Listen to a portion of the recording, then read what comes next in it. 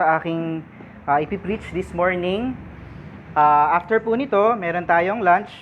May dala naman po kami food. Siguro po, I think may dala naman tayong kanya-kanya nating food. And then, kain po tayo. Konting fellowship. And then, after po nun, we're going to go soul winning. No? Again, thank you for this opportunity to preach kay Sister Sarah, yung kanila pong may bahay. What I will be preaching through this morning, and every time I will be given an opportunity to preach here, is in the book of Acts. Magsi-series po tayo na kung saan i-discuss ko po yung Acts. And doing verse by verse is always good, since it's less risky to take the word of God out of context, di ba? Kasi kapag nag-verse by verse tayo, we walk through each of the verse, and I will try my best to elaborate what we can pick up from each of the verses, di ba? Kasi when we are confronted by the word of God, we always want to make sure na we make adjustments, di ba? Kapag merong halimbawa, somebody preach about sin or a sin that we are doing or something that we can improve upon on, we want to make sure na we make the necessary adjustments. Ano pong ibig sabihin nun? For example po, di ba? Kapag halimbawa po ako nasa isang corporate organization, I do some business meetings, at every time na merong mga reporting, financial reporting, doon sa field po kasi na ginagawa ko, financial reporting, it always has to come to a conclusion, decision, kung ano yung what's next, di ba? Kapag kinonfront tayo ng salita ng Panginoon, what's next for us? Ano yung action na gagawin natin? Ano yung action item natin, di ba? Yun yung gusto nating maging attitude natin towards every time na nagpi-preach or may naririnig tayong preaching or kahit nagbabasa lang tayo ng Bible. And for this morning, I'm looking to give an overview of the book of Acts. Overview lang po muna tayo, and then introduction dun sa ating writer, kung sino yung writer ng Acts. Overview meaning parang high level, big picture, kung saan po tungkol yung Acts. Of course, yung sa latter part nun, mahati po kasi natin yun sa first part is yung tungkol sa early beginnings ng church, and then sa second half nito, ito po yung ministry ni Paul as a missionary, yung kanyang expedition. And really the question is, bakit ba Acts? Why Acts? Out of all the books na meron po sa Bible, why do I think it is a good thing na mag-start tayo sa Acts? Kasi po yung Acts is a historical book which talks about kung ano yung ginawa po ng early church. Things that the church did, things that the church did not do, meron din mga ganon, mistakes that the church did, and how they learned from it. Yung Book of Acts is a historical book, it is a transitional book na makikita natin yung growth ng church at marami pang iba, marami tayong matututunan doon, and we'll be looking to discuss those things this morning, to preach these things in this morning. At ano ba yung meron? Ano ba yung meron sa Acts? Bakit siya good place to start? Bakit siya naging relevant dito sa group natin sa Cavite, sa bahay nila Sister Sarah? Kasi yung church po ay nag-start sila syempre, noong time pa ni Jesus Christ, pero yung time na wala na si Jesus Christ, doon po yung mga early beginnings ng church. Parang church in Jerusalem. Ano yung mga bagay na may-pick up natin from the church in Jerusalem as an example, what to avoid and what to pick up from that as a good thing, no? So I think it's very important for us to pay attention kung ano yung mapag-aaralan natin dito sa Book of Acts at kung ano yung pwede nating kunin out of it at may apply natin as a group na may zeal na magkaroon ng church dito sa Cavite. At ito pong Book of Acts, no, kasi it's conventionally called Acts of the Apostles, di ba? Actions ng Apostles. But I truly believe na it doesn't only talk about Acts of the Apostles, Acts nila Peter, Acts nila Philip, Acts nila Paul. It also talks about yung actions ng Holy Spirit, actions ng Holy Ghost. Kasi po, yung church po is at a stage that time na hindi po nila alam yung kanilang ginagawa. And let me prove that point, no, na hindi lang po yung actions ng apostles yung meron dito, pati po yung actions ng Holy Ghost in order to prompt yung church, early church, kung ano yung mga dapat nilang gagawin. Let's go to Acts chapter 8 po. Acts chapter 8, titignan po natin yung verses 26 to 27. Acts chapter 8, verse 26 to 27. Ito po yung instance na kung saan si Philip ay nag-preach po siya sa isang Ethiopian eunuch. So, babasahin ko po sa inyo. Ito po yung sinasabi. Acts chapter 8 verse 26. And the angel of the Lord spake unto Philip, saying, Arise and go toward the south, unto the way that goeth down from Jerusalem unto Gaza. Pinapunta po si Philip in a place, isang daanan na naglilink sa Jerusalem and to Gaza. And what do we see here? Verse 27, He arose and went.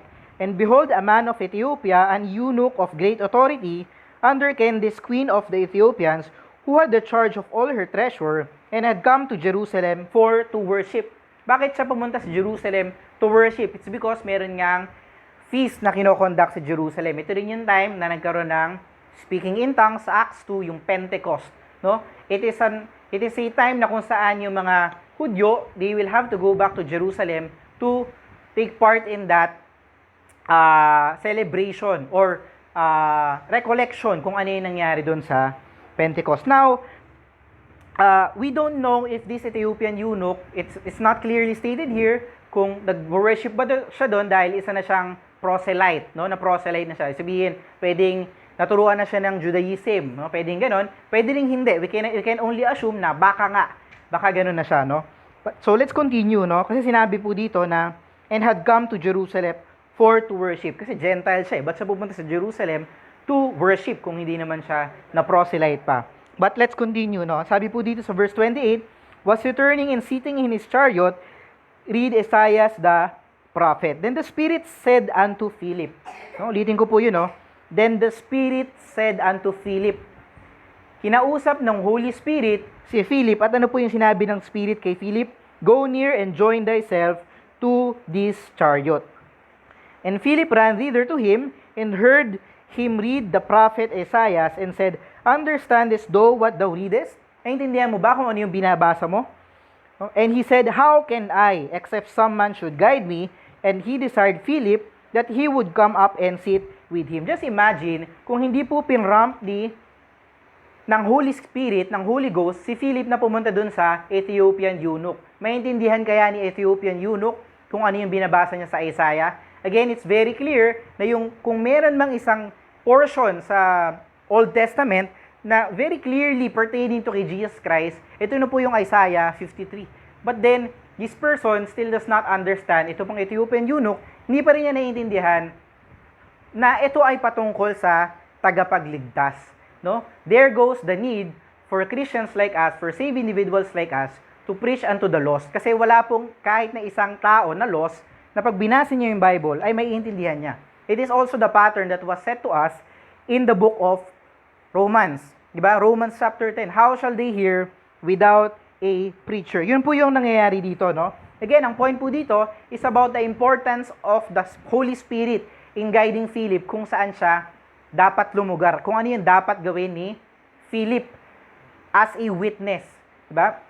Next, puntahan po natin Acts chapter 10. Again, ini-establish ko lang po kung ano yung need, kung ano yung Acts na nakikita natin dito sa Book of Acts. Hindi lang to Acts of the Apostles, but also Acts of the Holy Ghost, Holy Spirit. Punta po tayo sa Acts chapter 10, few pages lang po after Acts 10. And tignan po natin yung verse 13. Okay? Acts chapter 10, verse 13. Kung saan po ito po ang sinasabi. And there came a voice to him, Rise, Peter, kill and eat. Ito po yung portion ng scriptures na kung saan naman si Peter ay nakakita ng vision. It's a vision presented to Peter in order for him to be corrected. Yung perspective ni Peter, makorek, no? Regarding the Gentiles. Kasi, ang understanding po ni Peter, ang Gentiles ay still unclean. Hindi pa rin dapat makipag-fellowship yung Gentiles sa mga believers, no? Meron silang ganong understanding, kaya nga kinonfront siya ni Paul sa Galatians, nabanggit yon, and sa Acts 15, kinonfront din siya ni Paul to clarify yung ganitong concerns. But, let's go back to the text. Verse 14, But Peter said, Not so, Lord, sabi po ni Peter, response sa Panginoon, For I have never eaten anything that is common or unclean. And the voice spake unto him again the second time, What God hath cleansed, that call not thou common. No? Ngayon, tuloy tayo sa verse 19. Jump tayo sa verse 19. Sabi po dito, while Peter thought on the vision, habang iniisip daw ni Peter kung ano yung ibig sabihin ng vision na to, ano daw yung nangyari? May nag-intervene po. Makita po natin again, yung Holy Spirit. The Spirit said unto him, Behold, 3 men seek thee. Merong 3 tao na naghahanap sa'yo. Arise therefore, and get thee down, and go with them, doubting nothing, for I have sent them. Basically, sinasabi ng Holy Spirit, Peter, tumayo ka. I-meet mo yung 3 tao na pinadala ko dahil kailangan kanila. Kailangan si Peter for what? For Cornelius. Para maligtas yung tahanan ni Cornelius. Again, we see the very important role of the Holy Spirit in guiding Peter kung ano yung kailangan niyang gawin. Magme-make sense lang po kasi yung vision kay Peter once nag-participate na siya doon sa nakita niyang vision. What do I mean by nag-participate na doon sa vision na nakita niya? Kasi kapag nakita niya na masisave pala itong mga Gentiles na to, bababa kasi yung Holy Ghost eh. Yun yung mangyayari po sa Acts 11. Bababa yung Holy Ghost, actually I think Acts 10 pa rin yun. Bababa yung Holy Ghost kila Cornelius at marirecognize ni Peter na, hindi na pala nila kailangan ma-proselyte. Kaya na pala ng mga Gentiles na maligtas without being indoctrinated ng Judaism. Kailangan lang nilang mag-believe. At yun po yung mangyayari kay Cornelius. Now, why guide the early church? Bakit kailangan i-guide ng Holy Ghost yung early church? Kasi sometimes we have this impression na, church to Christians na to alam na nila kung ano yung gagawin nila. Pero why guide the early church? Very simple answer, kasi hindi po nila alam yung kailangan nilang gawin.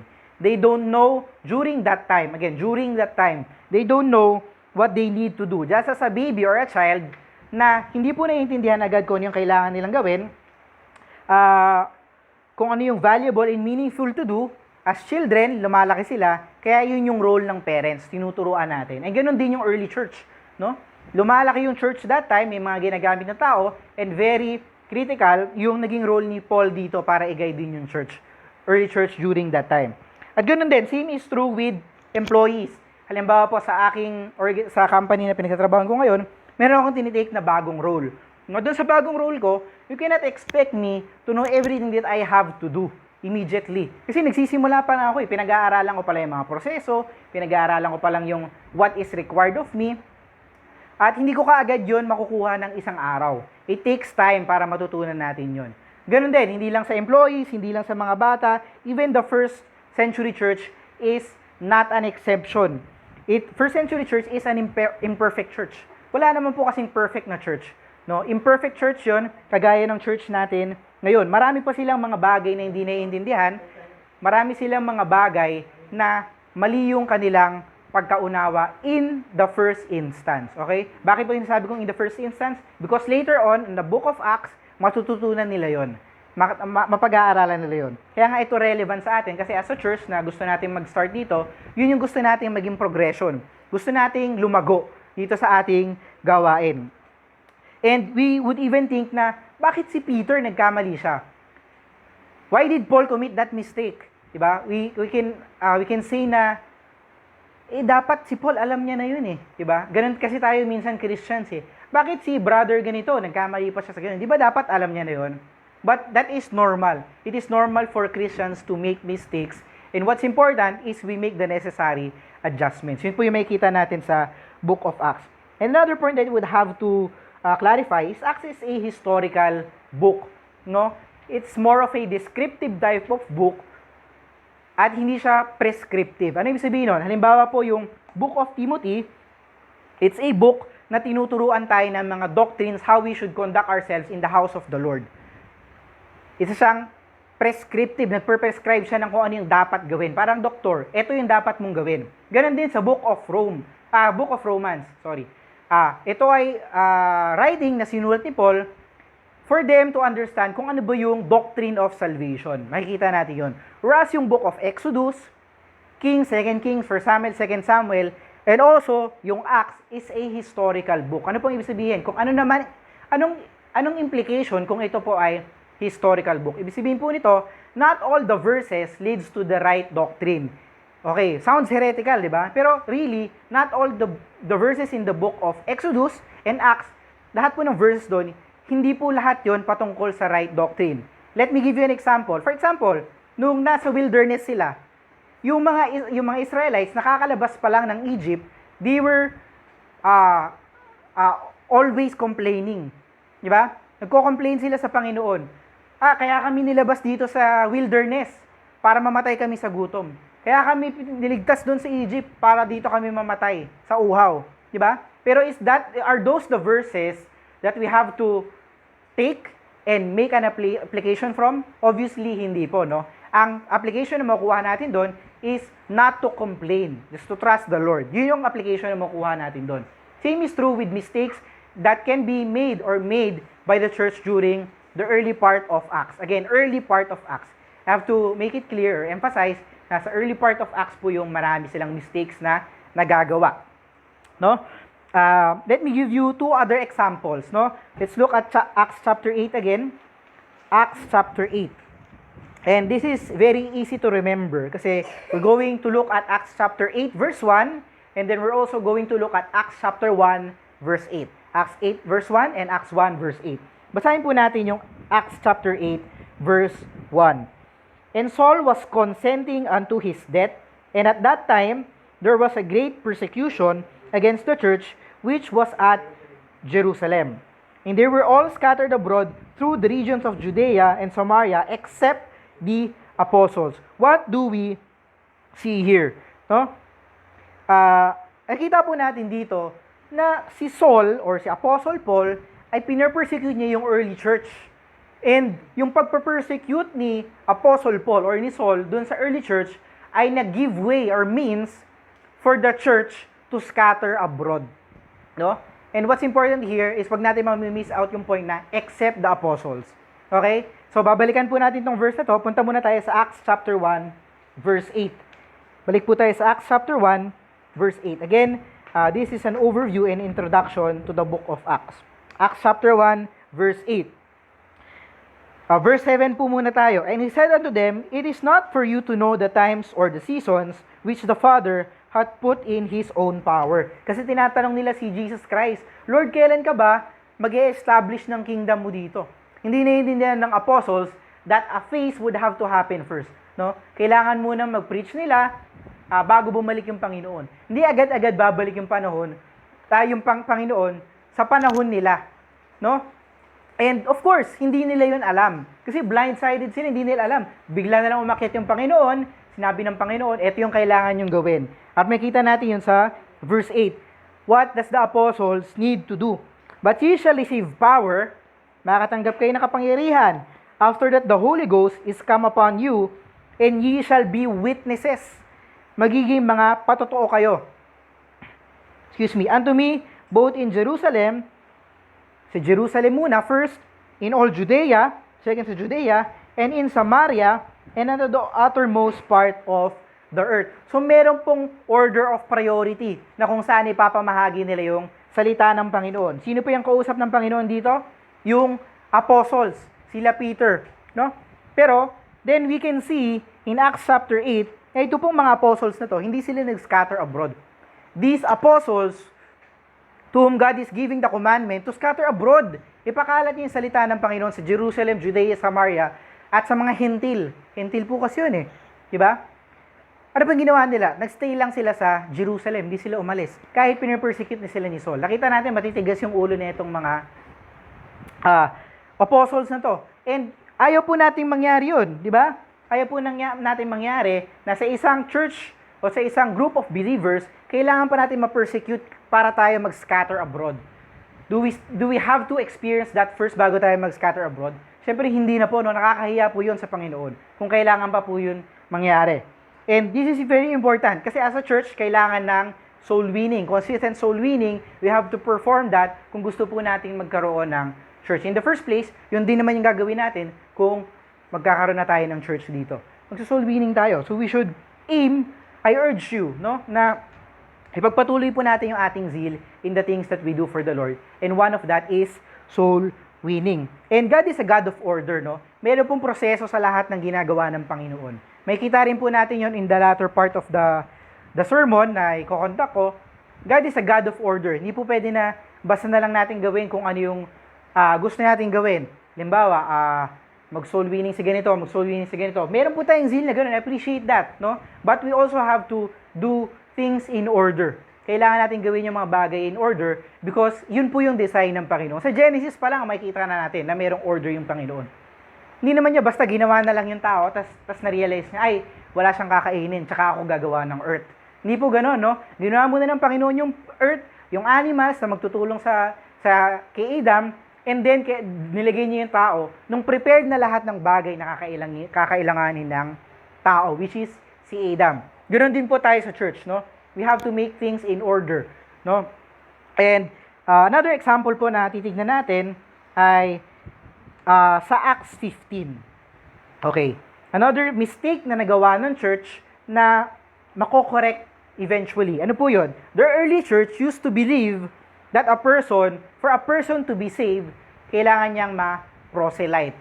Yun po yung paniniwala ni Peter na nirebuke siya ni Paul. At may kita natin yung doctrine na yun na nirebuke in Acts 15. No? Pinag-usapan nila James, nila Paul, nila Peter, ng mga elders sa church in Jerusalem, na ano ba talaga kailangan gawin itong mga hentil na to? No? Because somebody in those groups ang nagtuturo na kailangan yung ma-proselyte, kailangan nyo munang ma-circumcise, kailangan nyo munang sundin yung law of Moses bago kayo maging part ng body of Christ. Let's go to Acts 15. Tingnan po natin yung pangyayari dito, no? Acts chapter 15 po. Ito na po yung conclusion. Okay. Sa verse 17, verse 18 na po. Known unto God are all His works from the beginning of the world. Acts 15, verse 18, no? Verse 19. Wherefore my sentence is, ang conclusion. Sentence. Okay. What is the conclusion? That we trouble not them which from among the Gentiles are turned to God. No? Sabi dito, wag na natin silang i-trouble. Hindi natin sila kailangan guluhin. Pag humarap na sila sa Panginoon, when they have come into the faith, they don't have to perform the works ng pagpapacircumcise at pagsunod sa law of Moses. No? Kasi pinipressure sila ng mga Hudyo during that time na kailangan nyo rin magpa-circumcise.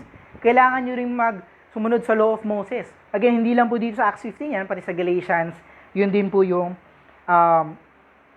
doctrine na tinuturo po ni Paul. Tuloy pa po natin, no? Sabi po dito, talon tayo sa verse 19. Wherefore verse 24. For as much as we have heard that certain which went out from us have troubled you with words, subverting your souls, saying ye must be circumcised and keep the law, to whom we gave no such commandment. Wala kaming ganyang binigay na kautusan. You didn't have to be circumcised. You don't have to follow the law of Moses para ma-consider ka at maging bahagi ka ng body of Christ. Yun po yung naging sentence nila, yung kanilang confusion. Again, there are mistakes performed by the early church and we can understand that. Diba? Like I had said earlier, meron po mga Christians na hindi naman agad matured. Diba? And even sa ating magkakapatid, siguro sa magkakapatid, sila Sister Sarah, no? Hindi naman po sila lahat-lahat sabay nag-mature. Diba? Bukod sa physical maturity, hindi naman sila lahat-lahat sabay magmamature. Diba? Meron tayong mga kapatid na pasabay pa rin. Meron tayong mga kapatid na sobrang bata pa lang, nag-mature na. No? Magkakaiba po, and there are several factors why things like this happen. No? And the early church is no different. Just imagine, they have been indoctrinated by Judaism, which is a man-made doctrine. No? Man-made doctrine po yung mga tinuturo sa Judaism. Para pong yung mga Catholics sa panahon natin ngayon, no? It's very hard for us to convince them to believe the real gospel, the true gospel. Diba? Kasi indoctrinated na sila ng maling katuruan at hindi nila alam yung tamang katuruan. No? At hindi nila kaagad ma-appreciate yun. And that's why we have to have some patience when we are preaching to the lost. Diba? Kailangan, magpa-follow up tayo sa kanila, kailangan siguro, antayin natin na mag-respond sila sa gospel. But if it's very clear, evident na ayaw nila talagang pakinggan, then we have to move on. But there are still people who are very much willing to listen, but are not yet ready to accept it. No? Pero kailangan natin mag-make ng due diligence to perform the works. At ano naman kung mali yung mga bagay na nagawa nila may mga mali silang bagay. There are a few items or maybe several items or things that they have done incorrectly during the early phase of the book of Acts. whatsoever things were written aforetime were written for our learning. Kung ano man yung mga bagay na sinulat nun, ay sinulat para sa ating ikatututo, for us to learn. At yun po yung matututunan natin as we go along this book, this series. What else can we find in the book of Acts? Una, again, like I said, it's a good place for us to start when we want to understand kung ano yung learnings ng church, mistakes that they have done, the great things that they have done for the Lord, and also the great things that the Holy Spirit or Holy Ghost have prompted them to do to arrive at a certain point na kung saan sila ay nag-mature na. We can also see kung paano lumago yung church, di ba? What things they did as a church, kung ano yung mga important things, and ano yung formula, di ba?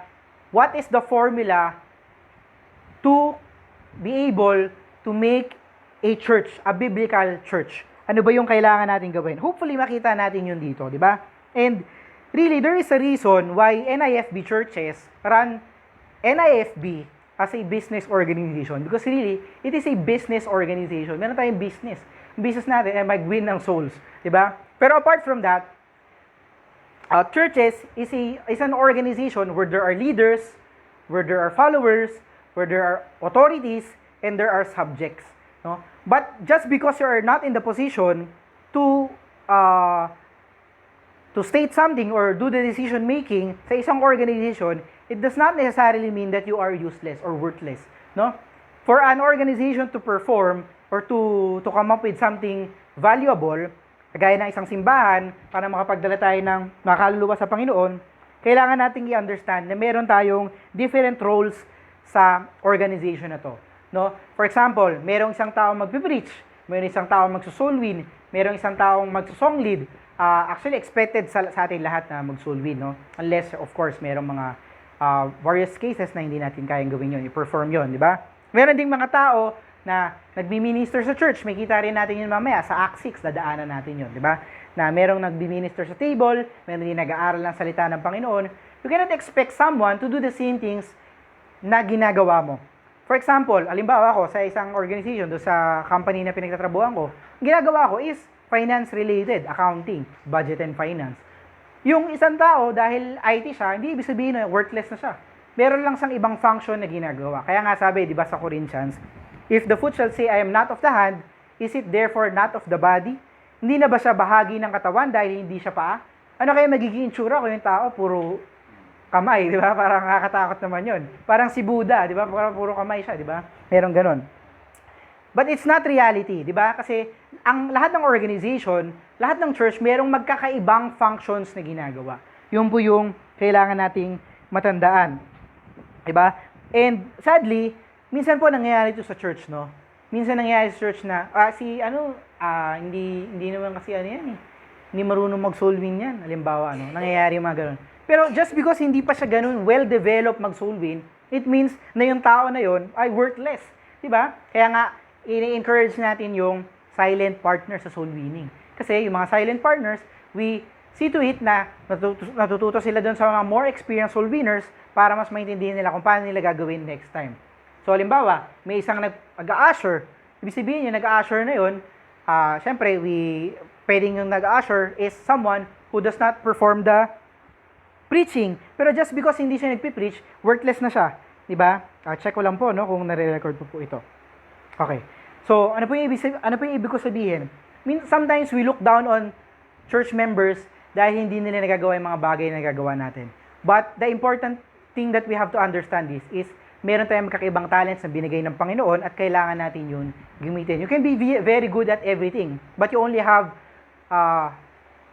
maybe 8 hours in a day para magawa yun. Kasi 8 hours matutulog ka, 8 hours trabaho ka, marami ka pang ibang ginagawa. What's important is you play the role that you have to play in the organization. Kung paa ka, lumakad ka. Kung kamay ka, mag-minister ka. Kung mata ka, sabihin mo kung yung mga nakikita mo, no? And I have now given you, I think, at this time, an overview of the book of Acts. Let's now turn in our Bibles to Acts chapter 1. Mag-start na po ako doon sa introduction. Marami po pong nangyari sa book of Acts. Kagaya nga sinabi ko, yung missionary journey ni Apostle Paul, no? Hindi ko na po yung i-discuss in an overview or na high-level fashion. Dadaanan na lang po natin yon kapag nandun na tayo sa mga portion ng scriptures na yon if the Lord permits, no? Now, basahin po natin yung Acts chapter 1, basahin ko po ito, yung first 2 verses. Sabi po dito, "The former treatise have I made, O Theophilus, of all that Jesus began both to do and teach, until the day in which he was taken up, after that he, through the Holy Ghost, had given commandments unto the apostles whom he had chosen." Ano po yung makikita natin dito sa first 2 verses nung Acts? Ito po yung introduction. Actually, hindi ko na kailangan mag-make ng introduction kasi ito na yung introduction. Ito po yung i-discuss ko, no? What is a treatise? Sabi kasi dito, "The former treatise have I made, O Theophilus." A treatise, nag-search po ako sa dictionary, dictionary.com, Webster, dictionary, kasi iba pang online sources, no? Sabi po, ang treatise is a written work dealing formally and systematically with a subject. Isa po itong kasulatan na kung saan itong kasulatan na to ay ginawa ng writer ng Acts, which is si Luke, para kay Theophilus. Now, in every message, there is a receiver. Every message, there is a receiver. In every message, there is a subject. Ano daw yung subject? Para daw saan yung subject na sinulat dito? This is talking about the things that Jesus Christ did at kung ano pa yung mga ginawa niya, kinumand niya after niyang through the Holy Ghost mag-make ng commandments to the apostles. Yun yung treatise na sinulat, yung written work na ginawa ni Luke for Theophilus. For example, di ba, magsasend tayo ng email or ng chat, the fact that we are writing something is that we are intending for that writing to be read by someone. At meron po itong context. Meron siyang nilalaman. Hindi naman tayo basta gagawa lang ng chat tapos close na natin. Di ba? Alam mo si Brother Noel, mag-chat sa akin. Hindi naman yan basta i-hold niya lang yun sa messenger niya. I-send niya yun sa akin or i-send ko yun sa kanya because I have the intention to communicate something. And in this case, Luke is communicating to Theophilus. So primarily, the book of Acts is not written to us. Okay? It's not written to us, but there are a lot of things that we can learn from this. It may not be written to us, but it is written for us. Gaya ng sinabi ko kanina, sa Romans, di ba? For whatsoever things were written aforetime were written for our learning. Meron at meron tayong matututunan doon. And when we read the books of the Bible, we have to be reminded that there is a reason kung bakit sinulat ng writer yung writing sa kanyang recipients. And actually, Apostle John is very good at doing this. Yung sinusulat niya yung kanyang intention sa kanyang mga libro. So, let's look at John chapter 20. John chapter 20. Okay? John chapter 20. Tingnan po natin. This is a section where we can see John writing the intention, the motive of why he wrote the book of John. John chapter 20 verse 31. "But these things are written that ye might believe that Jesus is the Christ, the Son of God, and that by believing ye might have life through His name." So bakit daw sinulat ni John yung book of John? What is the motive? What is the intention? "These things are written that ye may believe." Parang kayo ay maniwala. Maniwala na na si Jesucristo na anak ng Diyos at sa paniniwala sa Kanya, magkakaroon kayo ng buhay. Yun yung purpose. Diba? And this is very important. Sabihin ko mamaya kung bakit napahalaga nito, no? Let's go to our next example, 1 John chapter 5. 1 John chapter 5 po. Punta po tayo sa 1 John chapter 5, verse 13. 1 John chapter 5, verse 13. Sabi po dito, "Beloved," si John pa rin po ito, yung writer, di ba? "Beloved, when I gave these things have I written unto you," 1 John chapter 5, "these things have I written unto you that believe on the name of the Son of God." Itong mga bagay na to sinulat ko sa iyo. "These things I wrote in order for you to what? That ye may know that ye have eternal life." This is a very famous verse for soul winners, di ba? Sasabihin nila to para maipaalam kung paano nila malalaman kung ligtas sila, di ba?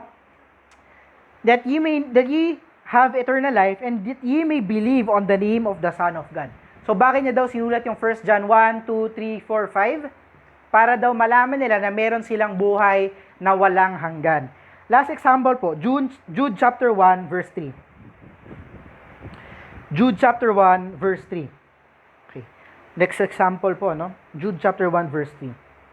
Beloved, when I gave all diligence to write unto you of the common salvation, it was needful for me to write unto you and exhort you that you should earnestly contend for the faith which was once delivered unto the saints.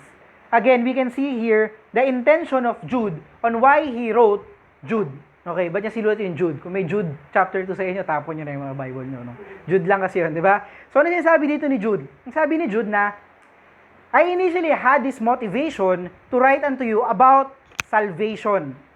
But it was more important for me to write unto you something na magko-contend kayo for the faith. Ipaglalaban nyo yung pananampalataya which was once delivered unto the saints. Okay? Merong reason kung bakit niya sinulat yon. Ito sana yung naisip niya, ito sana yung gusto niya, ang plano niya, gusto niya sana pumunta sa school niya, gusto niya pumunta sana sa mall, kaso, na-ER siya, nagkaroon siya ng problema. So, dinala siya sa ospital. Na-sidetrack siya. Meron siyang original plan in place, but iba na yung mas importante niyang gawin. And that is the truth. Yun yung reality. Ganon din si Luke nung sinulat niya yung Book of Acts. Meron siyang idea in mind kung bakit niya ito sinusulat. At makita natin yon later on. And bakit to napaka-importante, no? Why is this important? Kasi yung mga verses po na nagsasabi sa atin kung para saan yung book. So John, para maniwala sila. 1 John, para maniwala sila. Jude, para ipaglaban nila yung pananampalataya na deliver sa kanila. Bakit importante yun? Ito po yung magsiset ng context sa binabasa natin. What is being taught, halimbawa, meron nag-preach sa inyong harapan, no?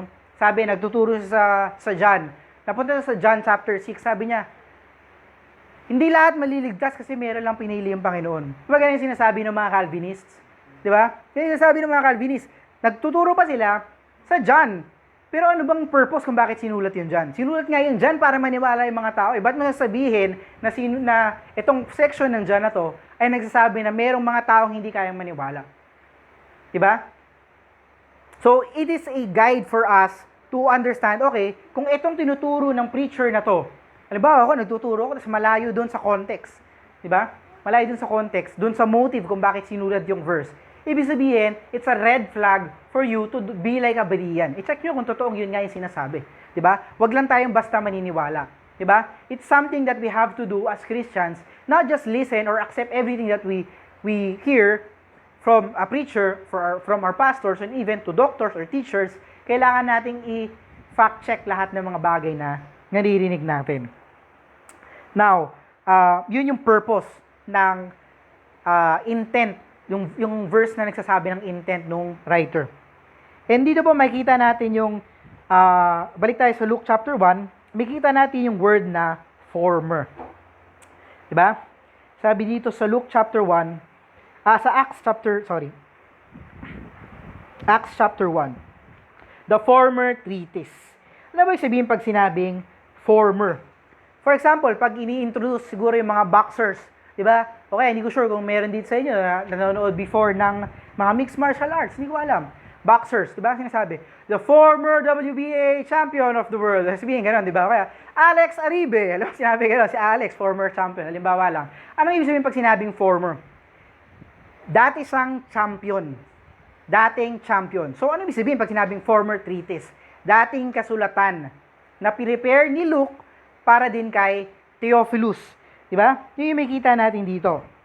Sabihin, mayroong former writing. At ano kaya yung former writing na yun? Yun po yung Book of Luke. Ito naman yung Gospel according to Luke. So, punta po tayo sa Luke chapter 1. Okay? Mag-shift po tayo ng verses na i-discuss, no? Pupunta tayo sa Luke chapter 1.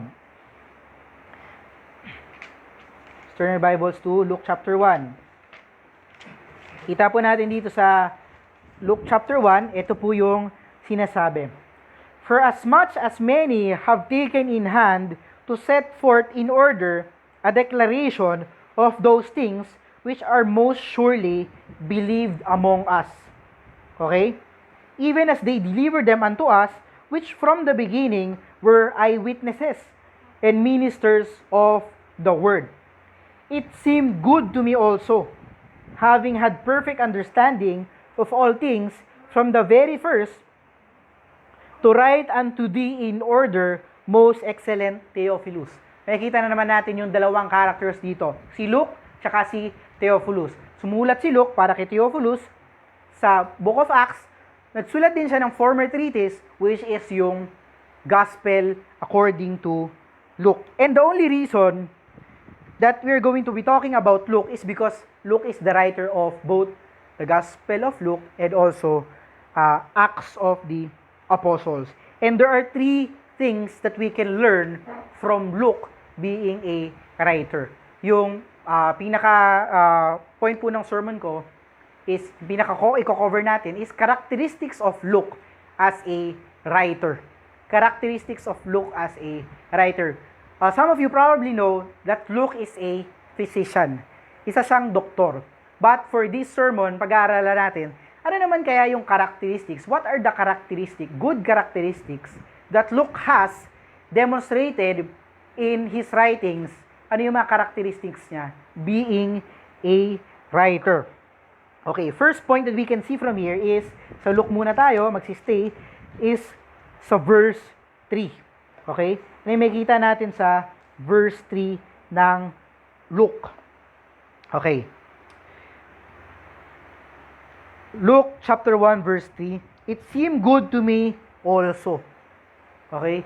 It seemed good to me also, having had perfect understandings of all things from the very first. What's so important with that verse or with that phrase? It seemed good to me also. Sa Tagalog, minarapat ko. Minarapat kong, bakit? Minarapat niya na? Dahil meron siyang perfect understanding. I thought it is a good thing for me to do. To do what? To write a treatise. To assure Theophilus of the facts of the matter concerning Jesus Christ, the things that Jesus Christ did, mga pinagdaanan ni Jesus Christ, and also what happened after Jesus Christ ascended unto the right hand of the Father. Is he an eyewitness? I don't think si Luke ay isang eyewitness. But he is a witness who have to work with eyewitnesses. Nakita natin yun. Nakalagay yan dyan sa verse. Diba? Sa verse 2, kalagay po yan. Sabi po dito, even as they delivered them unto us, which from the beginning were eyewitnesses. Luke may not be an eyewitness, but he is a witness who worked with a number of eyewitnesses. Yung mga eyewitnesses na yon, yung nag-deliver nung account kay Luke, which allowed him to write the gospel according to Luke.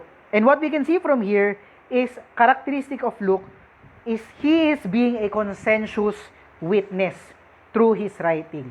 Ano ibig sabihin pag sinabing consensus? Consensus means it's a person who wishes to do the right thing. Especially to do one's work or duty well.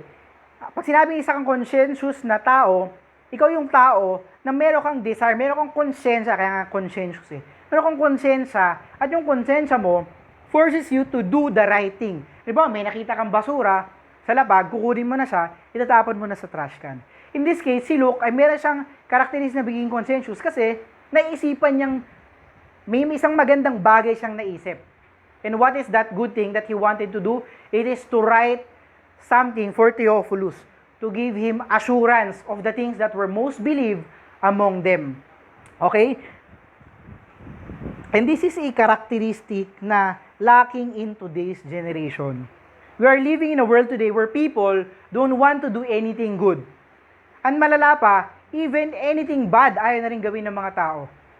No? Kahit gumawa siya ng masama, ayaw nang gawin. What do I mean by that? Kadalasan, we find people who just want to sit around, play around, or watch TV, do nothing. Imbis na magawa sila ng more productive things sa oras nila, ay nakatunganga na lang sila. Yan yung generation na meron tayo ngayon. And it is because of the deception na pinoprovide ng social media. No? Dati, yung mga tao, gusto nila gumawa ng masama. Pinag-uusapan yun sa Proverbs, di ba? Meron mga tao na gustong gumawa ng masama. Pinag-iingat ni Solomon, yung kanyang anak sa Proverbs, na mag-ingat ka dun sa strange woman kasi gagawa siya ng masama. Ngayon, yung mga tao, kahit masama, ayaw nang gawin. Gusto na lang maging tamad, maging lazy. Di ba? And Luke is a person which makes Luke a different person. Kasi isa siyang tao na nag-take ng time na sumulat ng something in order. Ano sabihin pag sinabing in order? It has a structure, it has a good sequence, maayos yung pagkakasulat niya. Sinulat niya yun para kay Theophilus. Hindi lang parang basta doodle na lang, no? Alam niyo, sa Viber, di ba, may doodle, gano'n. Minsan, laro yun ng mga bata, eh. Susulat ng kung ano-ano lang. Pero syempre, pag matanda ka na, ang expectation sa'yo is to do something in order. Diba? Sinulat niya in great sequence kung ano yung beginnings ni Jesus Christ nung kapanganakan niya. Kahit nga yung, even the people surrounding Jesus Christ, Zacharias, Elizabeth, he wrote in much detail what has happened in the early part of Luke. At ganoon din sa Acts, very detailed yung sinulat ni Luke patungkol sa kung ano yung nangyari sa beginnings of the early church. Yun yung makikita natin sa Luke and both in Acts. And there were several people who had take on this matter. Kaya nga sabi ni Luke, di ba? Sabi niya doon sa verse 1, "For as much as many have taken in hand," marami ng tao yung nag-set forth in order a declaration. Marami nang gumawa ng declaration in order, which of things which are most surely believed among us. Marami na palang nagsulat niyan eh. Pero bakit si Luke, nagsulat pa ulit siya? Gumawa pa siya ng isang bagay na maayos. Because he is being conscientious. He is taking the initiative and raising his hand and knows his responsibility. Napaka-importante po nitong word na to, no? Raising a hand and taking a responsibility because he finds himself knowing a lot about the subject matter. No? Anong kinaibahan ni Luke dun sa mga tao na sinasabi sa verse 1? First, as many have, meron silang declaration in order. Ano yung kinaibahan ni Luke? Because he worked with actual eyewitnesses. No? Meron siyang better testimony, better witness kung ano yung nangyari sa panahon ni Jesus Christ. No? Yun yung ginawa niyang binolunteer niya yung kanyang sarili to do and to probably put the best writing out there na madaling maiintindihan ni Theophilus at maiintindihan ng kagaya natin. Diba? Nandito ngayon yung libro na pinag-aaralan natin. Luke, Acts, lahat ng nasusulat sa Biblia. Kung hindi maayos yung pagkakasulat na yun, sa tingin nyo ba, hahayaan ng Panginoon yung tao na yun na magsulat? There is something about Luke na ginamit ng Panginoon. He is a physician and he can also be a good writer. Maayos siyang sinulat yung mga bagay. Tinitake niya seriously yung mga bagay na patungkol sa Panginoon. And we can see several great examples in the Bible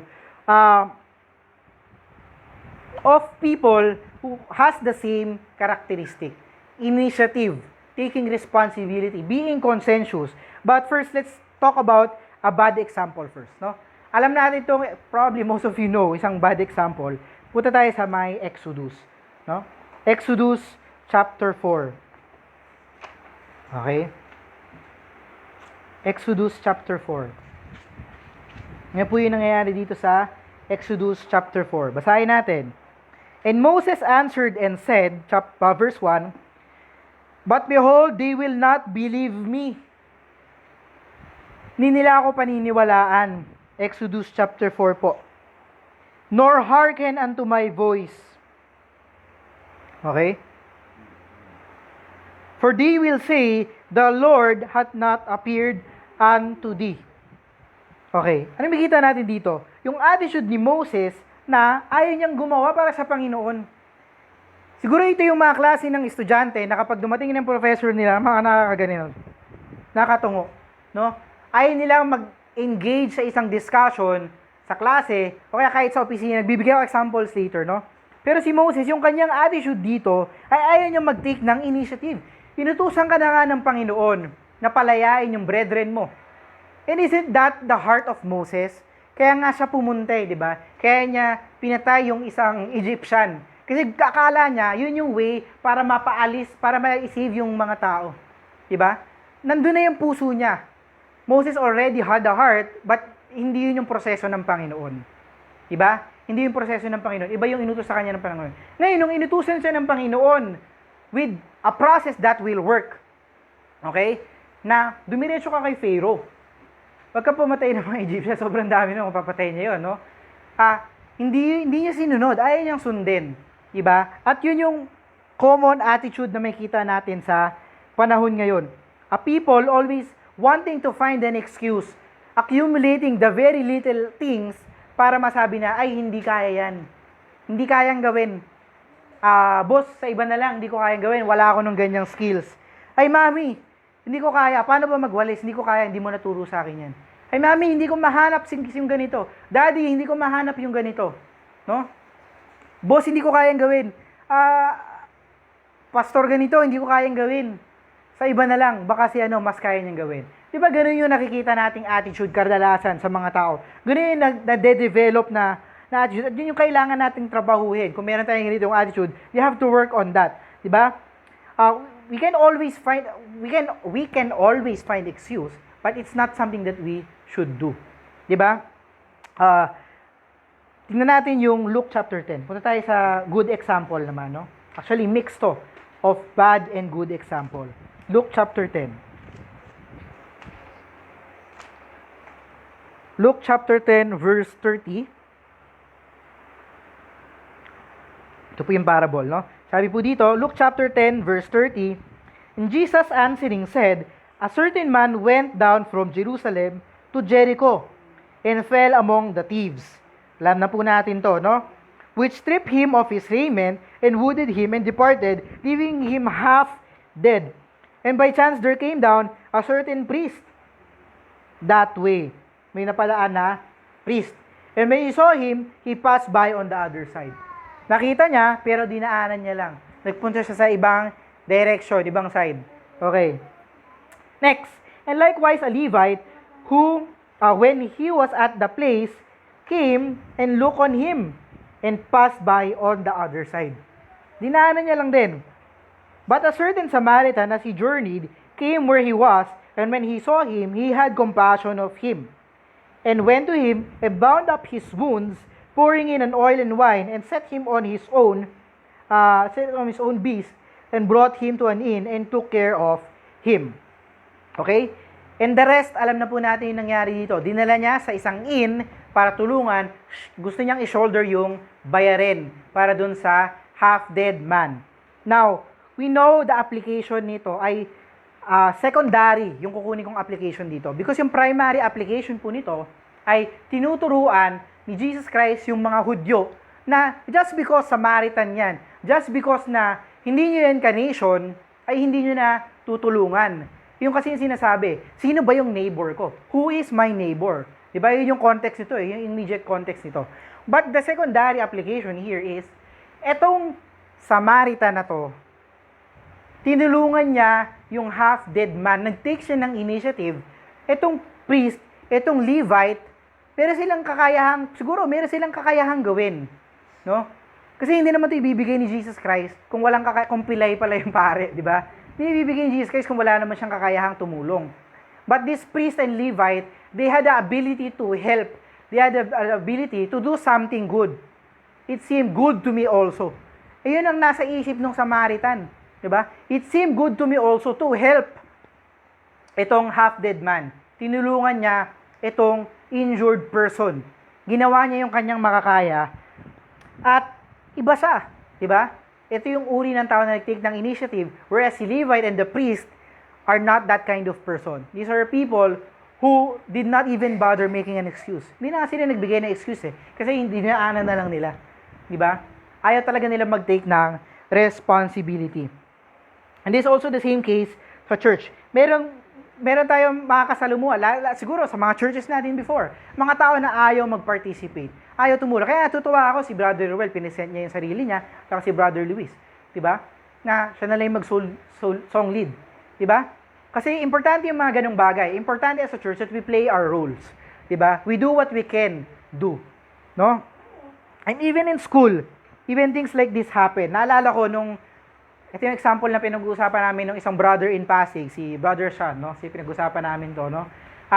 Meron kaming klase before sa accountancy na tinatawag na business law and taxation. Lahat ng business law and taxation professor sa school na inattend ko before ay mga terror professors, no? Yung magtatanong sila ng isang bagay na talagang ang hirap sagutin. No? Lalo na yung law and taxation, very situational. And ako, hindi ako interesado yung business law and taxation. Accounting lang talaga yung interest ko. No? So ito, si Professor A, would come into the room and has a collection of index cards, name of his students. Diba? Halimbawa, Juno Herrera, Alex Aribe, Ruel Natividad, meron siyang collection of index cards. And what he will do is he will pick an index card, and that index card, yung person that is in the index card will have to answer his question. Okay? And just understand the sequence. Kuha muna siya ng index card, tapos tatayo yung tao, yung estudyante, tapos saka siya magtatanong. Okay? Hindi mauuna yung question, tapos saka kukuha ng index card. Meaning, you don't even have the time to prepare. Ano kaya tatanong nito? Hindi ganun, no? Kuha siya ng index card, tapos tatanong siya ng question. Now, pinag-usapan namin to ni Brother in Pasig, at ang diskarte na ginagawa namin is very simple, no? Pag-aaralan namin yung topic at hand, at mag-volunteer na kami. Magtaas na kami ng gabay. Bakit? Kasi pag nagkataon yung tanong na hindi mo alam yung natanong sa'yo, yari ka dun sa professor. Kaya ang gusto mo, magtanong ka na, sa simula pa lang, mag-volunteer ka na kasi madali pa yung questions. You get what I'm saying? Clear naman, di ba? Kaysa, ikaw yung type of student na nakatungo ka, kasi syempre progressive yung tanong eh. Pahirap ng pahirap yung tanong. Pag tinanong ka dyan ng mahirap, ang hirap na niyang sagutin. Kaya ang diskarte mo is mag-volunteer ka na agad. And there are benefits when you're that type of person who volunteers. No, hindi lang yan sa school, hindi lang yan something na matutunan mo as you grow up. Ganyan din sa pag nagtatrabaho na tayo. At hindi lang yan sa secular life, even sa spiritual life natin. Diba kaya nga sinasabi, him who is faithful in little is also faithful in much. Diba yung sinasabi? Kasi pagkakatiwalaan ka ng Panginoon sa mga bagay na mas malalaki pa, parable of the talent, diba yung sinasabi? Yung mayroong 5 talents, binigyan pa siya ng 5 more talents. And it's a matter of whether, just think about this, sa parable of the talents, diba? Yung tao na na binigyan ng 5 talents, diba? Kung hindi siya nagtrabaho, mapapako siya sa 5 talents. Pero yung binigay ng 2 talents, if he works hard with what he has, may mamumultiply, di ba, nagiging multiplier, 2 times 4, yung 4, magiging 8 na siya, malalaman niya na yung 5. Di ba? It's because he has the commitment to do yung kung anong binigay sa kanya. Nagigets mo ba yung sinasabi ko? Clear naman, di ba? You have to put an effort in what has been given unto you. Now, so work naman, meron ako isang example. PowerPoint presentation. Sa finance, marami mga ganun. Pe-present ka ng mga figures, ano yung naging results for the month, ano tayo versus budget, ano tayo versus forecast, and you have to something. Ang kailangan mong i-present yung naging results for that month. Now, there are certain colleagues in the organization who would most likely just want to not take the challenge of presenting. Diba? Si ano na lang, si Juno na lang, mas maalam niya yan. O kaya baka si John na lang, mas alam niya yan. O kaya si Brian na lang, mas alam niya yan. And now, what will happen? Ano mangyayari? Di ba? Of course, don't be surprised if you're that person who is not progressing with your career if you're not taking those challenges. If you're not taking those opportunities na mag-present ka. Kasi syempre, kung ikaw yung, just imagine, ito yung sinabi sa akin ng boss ko, which is, has similarities with the Bible. No? Kasi yung mga bagay na sinasabi sa Bible, it has secular applications too. And kaya nga sinasabi na yung book of the Bible is truth because it is reality. Hindi sinasabi na truth for the sake of saying it's truth. The Bible is being said as the truth because it is reality. Reality and truth is the same. Diba? So, ano ibig ko sabihin? Halimbawa, kung yung boss mo, inutusan ka na ganito, sabi mo, hindi ko kayang gawin. Sa tingin mo ba, uutusan ka pa niya sa susunod? Siyempre, hindi na. Diba? Kasi, nireject mo na nga siya eh. Bakit ka pa niya utusan sa susunod? Siyempre, ibibigay niya na ng opportunity to another person. And that's something that we need to avoid. Yung ganong klase ng characteristics na we are always saying no. We have to have this characteristic na meron si Luke at saka yung Good Samaritan. That I can do something about it. I can do something about this. I can do something good. Now, let's go to Isaiah chapter 6. Punta po tayo sa Isaiah chapter 6. Okay? Isaiah chapter 6 po. Verse 6. Ito po yung example naman ni Isaiah. Also, I heard the voice of the Lord saying, whom shall I send? Sinong ipapadala ko? And who will go for us? Sinong pupunta para sa atin? What is the Lord saying here? Who will represent us? Diba? Diba tayo mga Christians? Sino magre-represent para sa Christianity? Okay? Who will represent for Jesus Christ? Then said I, here am I, send me. Sabi po ni Isaiah. Ako ipadala mo, Lord. Diba? Ganyan sinabi niya, send me. Ako yung ipadala mo. Yet Christians nowadays, ano pong nangyayari? Napakarami pong talks about abortion. Recently, dahil dun sa Roe versus Wade. Diba? Na issue sa US. At dinibunk na yun. Hindi na yun in place.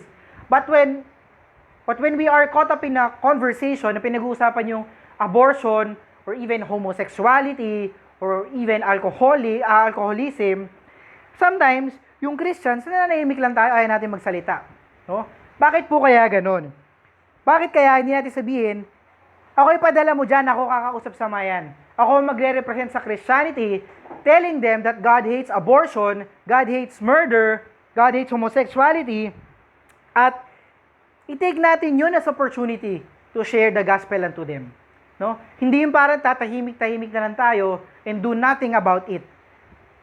Actually, yung mga ganong opportunity is an opportunity to do the right thing. It seemed good to me also to say unto you, sa mga friends natin, kasi meron tayong mga secular friends, hindi natin maiwasan yan. Meron tayong secular colleagues.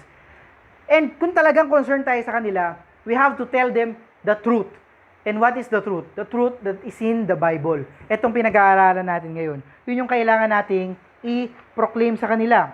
Point number 1 is Luke as a writer, he is a conscientious writer, conscientious witness.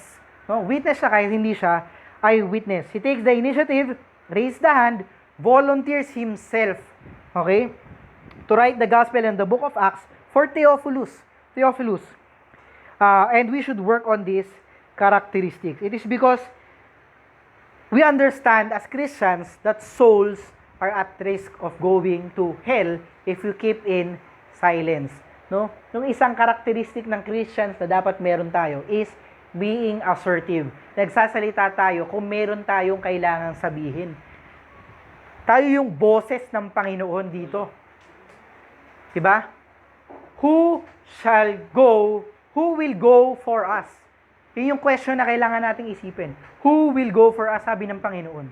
Sino magre-represent sa Christianity? Sa dying world na to. Sa world na to na pinapalakad ng principalities and powers of darkness of this world. Okay? Again, to whomever much is given, to him much is required. Marami rin yung kakailanganin sa atin. Marami rin yung ini-expect sa atin. Diba? Ano yung ini-expect sa atin? Ini-expect sa atin as Christians who know the truth of the gospel to speak up when a wrong gospel is presented. Diba? Mananahimik na lang ba tayo? Or we would guide them unto the knowledge of the truth. Yes, there were many who declared those things. Yung sinasabi sa Luke verse 1 verse 1. Marami na nag-declare noon. But Luke is very different because he is not just writing out of necessity, he is writing out of responsibility. Hindi niya nalang ginagawa, parang isang mag-asawa, sa isang pamilya, di ba? Ginagawa ko na lang to kasi kailangan ko mag-provide para sa pamilya ko. Yun yung doing things out of necessity. But if you do things out of responsibility, ginagawa mo yung very best mo. Responsibilidad ko mag-provide sa pamilya ko ng maayos na tirahan, maayos na shelter, maayos na pagkain. Yun yung tao na gumagawa, nagtitake ng initiative, doing things out of responsibility. Conscientious person. Again, a person who likes to do his duty well, maayos, good. Which brings me to my next point, no? It's not just about necessity, it's also about responsibility. Okay? Next point. So Luke ulit tayo, no? Masa-sidetrack tayo dito just because we're talking about Luke as a writer, no? But yung topic natin is actually Acts. We're taking application from the book of Luke sa book of Acts because we know kung paano sinulat ni Luke yung Gospel of Luke, yun yung same way kung paano sinulat yung Acts. Okay. Balik ulit tayo. Tuloy po natin yung verse 3. It seemed good to me also, having had perfect understanding of all things from the very first. That is the verse that I would like to highlight. Having had perfect understanding of all things from the very first. What is Luke bringing to the table here? What is with Luke that is not found in the other people who made the declaration in order? Luke has great reliability. Luke is not just a conscientious witness or conscientious writer, he is also a reliable writer. Okay? He has great reliability because it is the eyewitnesses whom he worked with. Yung eyewitnesses yung nag-deliver nung gospel sa kanya. Luke has great reliability because those eyewitnesses were ministers of the word. Okay? Ministers sila of the word. Makita po natin yan sa verse 2. Sabi po, di ba? Dun sa latter part of verse 2, which from the beginning were eyewitnesses. They were not just eyewitnesses, they were also ministers of the word. Ano ibig sabihin pag sinabing ministers of the word? Punta po tayo sa Acts chapter 6. Acts chapter 6.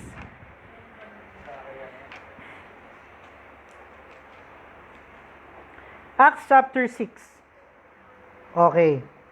Now, ito po yung sabi sa Acts chapter 6, verse 2. Then the 12 called the multitude of the disciples unto them and said, It is not reason that we should leave the word of God and serve tables. Hindi isang magandang bagay, isang biblical na bagay, isang totoong bagay, magandang bagay, na iwan namin yung salita ng Panginoon to serve tables. Thank you. No? Wherefore, brethren, look ye out among you 7 men of honest report, full of the Holy Ghost and wisdom, whom we may appoint over this business, but we will give ourselves continue to prayer and to the ministry of the word. Ano yung sinasabi dito sa Acts? Ano yung pinag-uusapan dito nila Peter? Pinag-uusapan nila dito, hindi namin pwedeng pabayaan yung pagsusuri at pamamahagi ng salita ng Panginoon. Okay? And these are the same people who delivered the gospel, who delivered the account of the gospel, and also what happened in the book of Acts to Luke. These are people who are expert in the Word of God. No? What greater reliability ang meron kay Luke? Diba? Wala na. Kasi ito mismo yung mga tao na nagdi-deliver sa kanya sa salita ng Panginoon. Ito yung mga tao na talagang nakakaintindi ng salita ng Panginoon, nagsusuri ng salita ng Panginoon. Luke is saying here that those people are top of the line sources of information. No? Dito parang basta narinig lang ni Luke na may nagsabi sa ganito yung nangyari nung panahon ni Jesus Christ. Hindi po gano'n, no? Itong mga sources ni Luke ay talagang maalam sa salita ng Panginoon. And that is also the reason kung bakit meron siyang confidence na magsalita. Hindi ba gano'n din tayo mga tao? Di ba? Halimbawa, meron kang alam na isang bagay. Si Alex, halimbawa, for example, he is knowledgeable sa course sa ComSci, di ba? Meron siyang mga bagay na nalalaman na kaya niyang confidently to say in front of us dahil alam niya yun, subject matter expert sa isang bagay na yun. Same is true with these eyewitnesses na alam talaga nila kung yung nangyari sa panahon ni Jesus Christ at kaya nilang sabihin yun kay Luke. At si Luke, in turn, nag-make siya ng orderly account, orderly treatise for Theophilus. He is writing to confirm the correctness of what has been taught to Theophilus. Parang ganito yan eh. Halimbawa, siguro kami ng wife ko, pares kaming accountants, no? And then, nag-uusap kami, ano ba yung dapat na gawin nating RAM sa laptop natin? Halimbawa, hindi namin alam, no? Kasi mabagal yung laptop namin. Usap kami ganito, tingin ko ganito, tingin niya ganito. So, meron kaming conversation. And then, Brother Alex steps in and gives us an advice. Brother Juno, Sister Ruth, ganito yung kailangan yung gawin. No, anong ginagawa ni Brother Alex? Kino-confirm niya, nagbibigay siya ng isang expert advice kung ano yung dapat namin gawin doon sa laptop namin. At ganun din yung ginagawa ni Luke dito. Maraming paniniwala na nakarating kay Theophilus. Maraming accounts. But here is Luke. Vinolunteer niya yung sarili niya, magsulat ng orderly account. Bakit? Bakit siya merong ganong confidence? Dahil yung sources niya ay the best of the best sources of information. No? Hopefully, that's clear.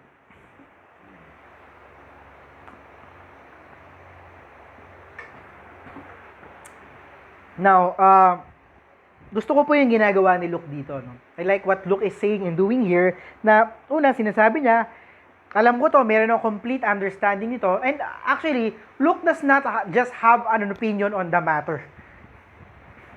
Hindi lang to isang opinion ni Luke. Okay? Ito yung katotohanan dun sa kung ano yung nangyari. Kasi, di ba, minsan pag nagdi-discuss tayo with other people, we have an opinion on the matter. Ito, opinion ko dyan. Ito naman, opinion mo dyan. Okay? But Luke does not just have an opinion on the matter. Ito yung katotohanan na sinasabi niya. But here we are, in today's world, in today's generation, napakarami pong tao na nagsasalita sa mga bagay na hindi naman nila naiintindihan. Hindi naman nila nalalaman. People say things that they do not truly know about. Diba? Wala nang skepticism sa 2020. Basta sabihin mo lang kung anong gusto mo. Ina-assume mo na totoo yung nalalaman mo. Di ba? Halimbawa, kapag yung mga tao, sa Filipino, syempre, sa Philippines tayo, no? Lahat na lang ng bagay na sinasabi ng mga celebrities, pinaniniwalaan ng mga Pilipino. Lahat na lang ng sinasabi ng mga doktor, pinaniniwalaan ng mga Pilipino. Kailangan mo ng ganito para ka gumaling. Kailangan mo ng antibiotic para ka gumaling. Kailangan mo ng biogesic para ka gumaling. And ano ginagawa nun? Ginagawa nun mahina yung ating katawan. Sinasana yung katawan natin sa mga gamot, no, na merong side effects. Hindi lang yun. Halimbawa, yung mga tao, sabi sila na, hindi, yung, alam mo, sa mga gym sharks, no? Yung gains mo, kaya mahina yung gains mo kasi ganito, ganyan. Kasi sabi nila, di ba? Pero, yet yung people na nagsasabi nun does not have the very best of physique. Wala naman ganun. Pero why do we believe those people? No? Bakit tayo basta-basta na lang naniniwala? Bakit wala na yung skepticism in 2022? People will just follow kung ano yung sinasabi ng teachers nila. People will just believe what their preachers are telling them. And hey, there's nothing wrong with listening to preachers. Actually, it's a good thing if we listen to our preachers. But it's only good if we also read our Bibles with ourselves. Diba? Kasi, kung hindi mo babasahin yung Bible mo for yourself, you are a blind follower. Diba? Blind leaders with blind followers, sabi nga ni Jesus Christ sa mga Pharisees. No? And, good characteristics na meron yung Bereans sa Thessalonians, diba? They fact-check kung ito ba sinasabi ni Paul ay totoo talaga na ayon sa sinasabi ng salita ng Panginoon. Sinasabi sa writing, sa scriptures. At yun yung kailangan nating matutunan. Hindi tayo pwede basta-basta lang magsalita ng bagay na hindi naman tayo sure sa sinasabi natin. And yet, we find here si Luke very concerned siya na bago siya magsalita, it is with confidence, it is with accuracy. No, yun yung magandang bagay na nakikita ko sa ginagawa ni Luke. Let's go to Genesis 3. Diba? Ito kasi yung mga bagay na nangyayari sa generation natin ngayon eh. Diba? Generation natin ngayon, nakakagaya na lang dun sa kung ano yung nangyari kay Eve sa deception with the serpent. Sabi dito, Genesis chapter 3 verse 1, Now the serpent was more subtle than any beast of the field, which the Lord God had made. And said unto the woman, Yea, hath God said, Ye shall not eat of every tree of the garden? Sabi niya, totoo bang sinabi ng Panginoon na hindi kakain ng any fruit of the garden? Maraming mistakes na nangyari dito, no? Hindi lang minisquote ni serpent kung ano yung sinabi ng Panginoon, minisquote din ni Eve kung ano yung actually yung sinabi ng Panginoon. Okay? Pag binasa niyo sa in detail, may kita niyo yun. And the woman said to the serpent, we may eat of the fruit of the tree of the garden, but of the fruit of the tree which is in the midst of the garden, God had said, ye shall not eat of it, neither shall ye touch it, lest ye die. Nagdagdag na siya. Bawal na rin daw hawakan. Tsaka hindi lang naman yung tree in the midst of the garden sinasabi ng Panginoon. Actually, very specific yung Panginoon kung ano yung sinabi niya na hindi pwede. Dalawa kasi yung tree na nasa midst of the garden. Diba? Dalawa yun eh. Hindi na naman yung tree of knowledge of good and evil. Diba? Dalawa yun. May isa pang tree. At pag-aralan nyo na lang in your time. Diba? And what is the serpent's response? The serpent said unto woman, ye shall not surely die. Nagdagdag na siya.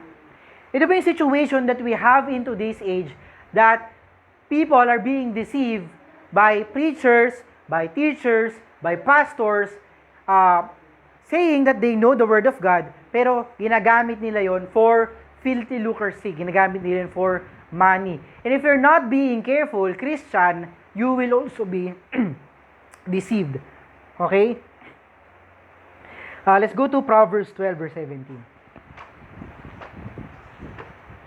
I'm just establishing the point that when we're saying something, we have to really know what we're talking about. Okay? Proverbs chapter 12, verse 17. He that speaketh truth sheweth forth righteousness, but a false witness deceit. Yung isang tao nagsasalita ng katotohanan, may kita mo pati sa mga actions niya ay magaganda rin. Maganda rin yung ginagawa niya. And this is not a coincidence. Ganito yung nangyayari talaga sa mga taong nagsasabi ng totoo. Kasi yung isang taong nagsasabi ng totoo, hindi niya kailangang pagtakpan yung mga ginagawa niya. And the more we lie, the more we sin, the greater sin yung ginagawa rin natin. Kasi kailangan natin pagtakpan. Unless you're that kind of a person who's already a reprobate na wala nang pakialam kung yung ginagawa niya ay mali. Hindi na nahihiya. Diba? Yun yun eh. But if you have a conscience, yung mga bagay na maling nagagawa mo, you would think na kailangan ko itong pagtakpan, nakakahiya to. Diba? Ganun yun. And this is true in every case, except for, syempre, reprobates. Tingnan pa natin yung verse 22. Lying lips are abomination to the Lord, but they that deal truly are His delight. We have to have this attitude of saying only things that we are sure about. Okay? And, actually, mas maganda pa na manahimik tayo sa isang bagay that we are only sure 50%. Kung 50% sure ka lang sa isang bagay, just shut your mouth. Huwag na lang tayo magsalita about it. Okay? Kasi, we can potentially lead other people to make bad decisions. No? Kasi sabihin mo, hindi, ganito talaga yung kailangan mo. Tapos hindi ka naman pala sure. Eh di nagkamali pa, palpak-palpak pa. No? Pero ngayon, yung mga tao, hindi na sila ganun ka-accountable. And yun nga yung characteristics na meron si Luke, di ba? He is conscientious. He makes it a point na kung ano yung sasabihin niya ay totoo. Okay? And hindi lang siya basta conscientious, he is also being reliable. Kasi lahat ng sinasabi niya ay alam niyang katotohanan. Maganda yung source na pinanggalingan. And right now, I'm not scared to be fact-checked. And no one who preaches the Word of God should be scared of being fact-checked. Diba? Pero yung Catholic Church ayaw ma-fact-check. Bawal magbasa ng Bible yung mga members nila. Sa iglesia, ganun din. Bawal din magbasa ng Bible yung mga members nila. Bakit? Kasi natatakot silang ma-fact-check. Pero actually, no one in their members are being really prohibited to fact-check their leaders. Diba? It's just that they are lazy to do the fact-checking. Pwede naman silang umuwi sa bahay, tapos saka nila basahin, diba? Pwede naman nilang umuwi sila sa bahay, tapos saka nila tignan, totoo kaya sinasabi nito ni, kung sino, hindi ko alam kung paano tawagin yung mga leaders nila, no? Pero no one's really stopping them. But I urge you, lahat ng sinasabi ng mga napapakinggan natin, kahit si Brother Matthew Stock, hindi siya natatakot na ma-fact-check. Lagi niya ang sinasabi yun eh. Magbasa tayo ng Bible. Because if we're going to church to be fed by the Word of God, then we're doing it wrong. Diba? Sabi nga, man shall not live by bread alone, but by every word that proceeded out of the mouth of God. So, sa lagay, kumakain lang tayo every Sunday ng bread. Hindi naman tayo kumakain lang every Sunday physically. Araw-araw kumakain tayo. And it's very hard, no? Kahit sa akin, lalo na ako, very busy person, napakahirap na mag-allot ng time sa pag-aaral ng salita ng Panginoon. We're all guilty of this at some point. Kaya kailangan nating trabahuhin to, no? We should be skeptics about the Word of God. And the more you know about the Bible, the more you know that you know less about the Bible. No? Kapag nagbabasa tayo ng Bible, may tingnan natin, ay, ang konti pala nang nalalaman ko pa. Yun yung maganda doon, di ba? Because the Bible is a book that is inexhaustible. Napakarami niyang application sa buhay natin. And again, let's go back to the point that I'm trying to make. That when we say something, we have to be really sure about it. And if we're not sure about it, we have to disclose that we're not sure about it. You can say na, hindi ako sure eh. Hindi ako sure, pero ito yung alam ko. And thereby, we're making a caveat that that person to whom you're communicating to can make a decision na mali based on what you say. But you give the due diligence to say that I am not 100% sure na alam ko talaga to. Diba? Okay. Again, no, yung nakakatawa kasi yung mga Filipinos, no, and I don't think it's just the Filipinos, pati yung ibang nations, suddenly knows so much about all things. Kaya ba may laban si Pacquiao, di ba? Nagiging boxing experts tayo. Pag may laban yung Gilas Pilipinas, nagiging basketball experts tayo. Bakit ganon, no? And ang malungkot dito, pag yung pinag-uusapan ay mga bagay na talagang importante, hindi na tayo nagsasalita. Kagaya ng sinabi ko, di ba? Pag may friends tayo, nag-uusap, ay, yung fetus, hindi pa yan alive. Pag gano'n, hindi tayo nagsasalita. Di ba sana hindi maging gano'n yung attitude nating Christians, di ba? Sana we have the courage, the boldness to say that life starts at conception. Amen? Amen, di ba? Life starts at conception, kailangan natin sabihin yun, no, sa kanila. Doon tayo kailangan magmagaling. Kasi magaling tayong Christians doon eh. Alam natin yung katotohanan about it. Doon tayo magsalita. Doon tayo sa mga bagay na may nalalaman tayo. Now, look, before writing something about Theophilus, he confirms first that he is a reliable witness. Bago siya magsalita, sinabi niya na yon. Hindi niya tinapos yung writing niya, kasi sinabi niya sa dulo, by the way, Theophilus, galing nga pala to sa mga sources ko. Diba? May nag-caveat na siya. Itong mga bagay na sabihin ko sa Theophilus, galing to sa eyewitnesses, sa ministers of the word. Kaya, hindi ka dapat mag-alala. Alam mo na yung mga sabihin ko sa iyo ay totoo. Luke will stay true to what really happened, and he's on a mission to make everything clear for Theophilus. Now, first point, okay, let's go back in summary. First point, characteristic of Luke as a writer, he is a conscientious writer. He takes the initiative, he is responsible enough, he wants to make things happen. No? Next point, he is a reliable witness. He knows what he is talking about, alam niya kung ano yung mga best sources of information, at na-fact check na yung mga bagay na yun. Eyewitnesses to. Ano ba sinabing eyewitness? Hindi lang sila basta witness, ito yung mga eyewitnesses na nakasama mismo ng Panginoong Hesukristo. Okay? Parang yung sa Acts, di ba? Kailan ba pumasok si Luke sa eksena? Acts 16. Acts 16 na siya nakasama ni Paul. So, paano yung nalaman yung from Acts 1 to Acts 15? Siyempre, doon pa lang, kakausapin niya na yung mga eyewitnesses. Yun yung pattern na ginawa ni Luke. He collaborated with eyewitnesses. Para ma-sure yung kanyang sinasabi. And the last point, we can see in verse 3. Last point na po tayo dito. No? Verse 3. It seemed good to me also,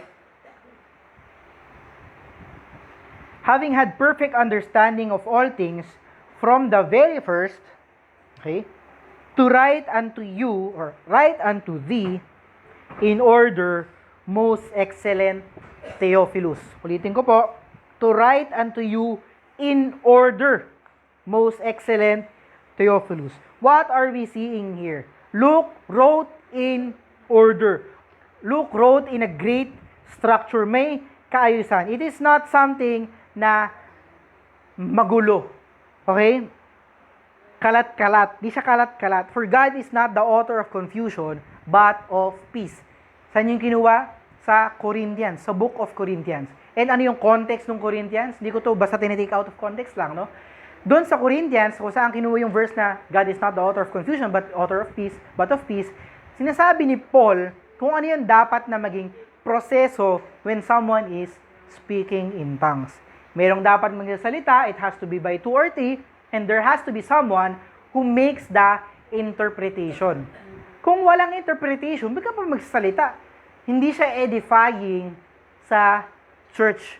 And that is the purpose of the church, really.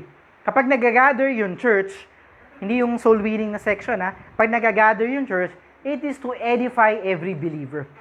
If you're speaking, or if you're babbling, speaking in tongues ka, wala naging interpret, then, bakit ka pa magsasalita? Sinong may edify mo? Sinong gino-glorify mo? Ang gino-glorify mo lang yung sarili mo. And we know for a fact na nag-cease na po yung speaking in tongues. And yun yung sinasabi natin, it has to be in order. Lahat ng mga bagay na ginagawa ng Panginoon ay ginagawa in order. Kaya nga sinasabi dito ni Luke, having had perfect understanding of all things from the very first, to write unto you in order. Hindi po ito yung nag-order tayo sa Grab.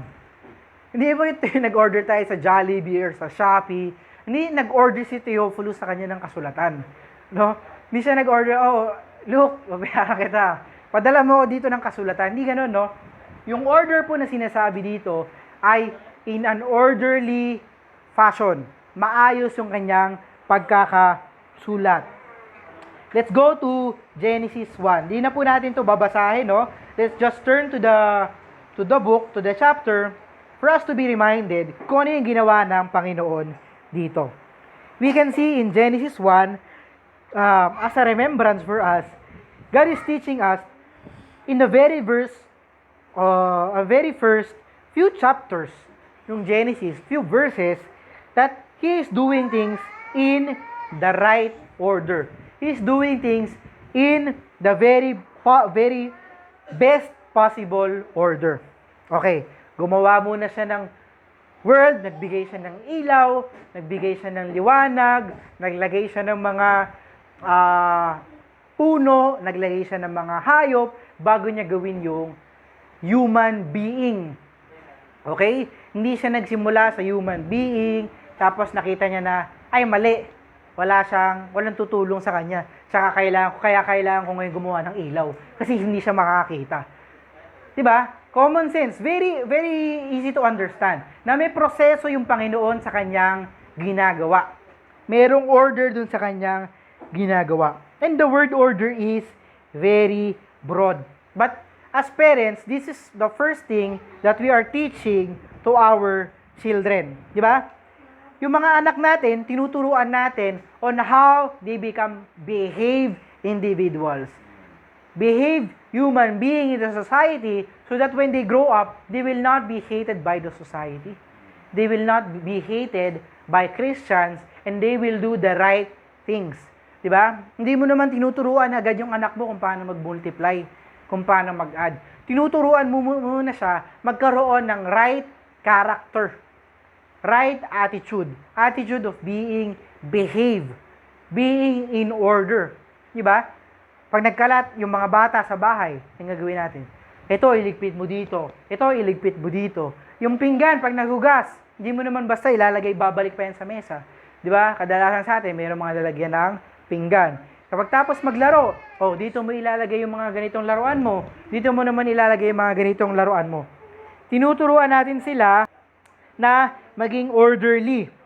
But kids nowadays, pag hindi nabibigay yung gusto nila, nangyayari. Yung hihiga sa lapag, di ba? Nakikita niyo yun sa mga mall. Kapag hindi sila nabibila ng egg surprise, halimbawa, di ko alam kung ano yung mga gusto ng bata, or kung ano mang napakaliit na laruan, di mo nabili ng candy. Hihiga sila sa lapag. Thinking na kapag gumiga sila sa lapag, ibibigay ng magulang nila kung ano yung gusto nila. But if you're doing that as a parent, you're missing the point. Diba? Hindi mo sila tinuturuan maging orderly. Hindi mo sila tinuturuan maging maayos na mga tao paglaki nila. Kasi kung gano'n yung tinitrain mo yung anak mo na maging gano'n, what will happen? Pag hindi niya nakukuha yung gusto niya, higa na lang siya sa lapag, mag-iinarte na lang siya, yun yung mangyayari. Yun yung kakalakihan ng mga bata. And remember, I had this conversation with, again, a brother in Pasig habang soul winning. Yung anak niya doesn't really want to play with toys. Okay? Yung daughter niya doesn't really want to play with toys. Ang gusto ng anak nila ay kapag nagsasaing, nilalagay ka ng bigas dun sa saingan or kung ano man, makikisaing siya. Nakakatawa yun kasi ganun yung bata eh. What does it tell us? Yung mga bata is learning from their parents by example. Diba? Kapag maglalagay ka ng tubig, gusto rin ng bata maglalagay siya ng tubig. Di ba ganun yung mga tao? Halimbawa, yung isang tao, isang tatay, carpenter, yung anak niya lalaki, makikigulo din yun. Makikigano din yun, delikado nga lang. Pag ikaw naman ay nagdo-drawing, ang profession mo, nagdo-drawing ka, kilasa yung mga anak mo, gusto nila matuto kung paano mag-drawing.